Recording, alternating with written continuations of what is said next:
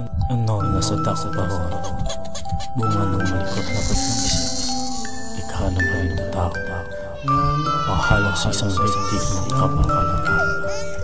Tigay may kayuhan. Ngunit alam mo magagin.